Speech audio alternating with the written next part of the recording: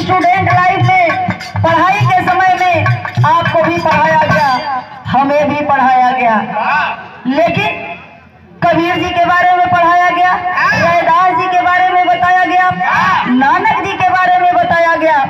Syllabus में हमको आपको इन लोगों के बारे में बताया गया, दोहा पढ़ाया गया, लेकिन हमने पढ़ा तो, लेकिन वो उस बात को हम समझ नहीं पाए।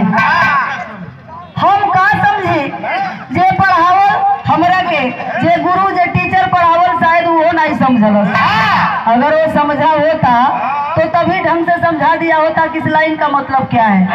पढ़ाया गया। कबीर जी कहा करते थे कि पाथर पूजे हर मिले तो मैं पूजू पहाड़।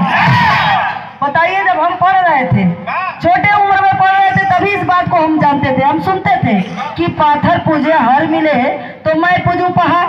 अगर छोटी चुप पत्थर का गणेश जी के हम पूजा करते हैं, तब भगवान अगर साक्षात हमके दर्शन देते हो, हमारे घर में धन हर बरसता, तो हेती चुप पत्थर पूजला से अगर इतना फायदा बा, तो बुर्बको आदमी समझ जाए कि भाई हेतनी साहब में इतना बढ़िया फायदा बा, इतना बढ़िया रही।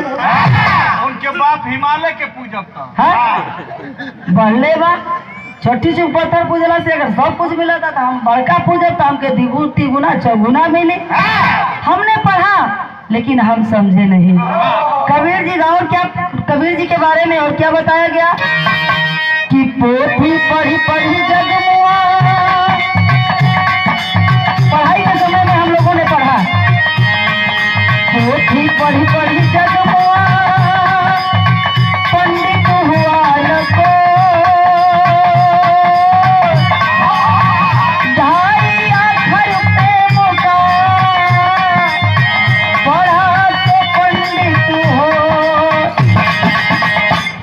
पंडित। पंडित मीन्स क्या? अगर पढ़ाने वाला टीचर हमें बताया होता कि पंडित मीन्स विद्वान होता है, पंडित मीन्स ज्ञानवान होता है, तो जाति वाला पंडित के फेर में हम इतना उम्र अपन ना बितौले होते। जात वाला पंडित के पीछे हमें इतना दिन तक अपन समय ना बितौले होते। पंडित मीन्स तो विद्वान होता है, ज्ञानवान होता है। कबीर जी कहा करते थे कि अगर पोथी पत्रा पढ़ने से लोग पंडित हो जाए, विद्वान हो जाए, ज्ञानवान हो जाए, तो कितने लोग पढ़कर मर गए, लेकिन कोई ज्ञानवान नहीं हुआ। जिसने जिसने 2.5 अक्षर प्रेम पढ़ लिया, उसने पंडित, वो लोग पंडित हो गए, वो लोग ज्ञानवान हो गए। हम तो जाति वाला पंडित के पीछे बहुत दिन ले घूमले। और रैदास जी कहा करते थे क्या, रविदास कहीं बूंद से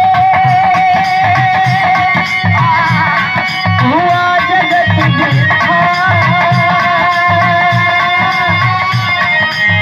तब सोचो के ही विधु भयो बाभन और चमान।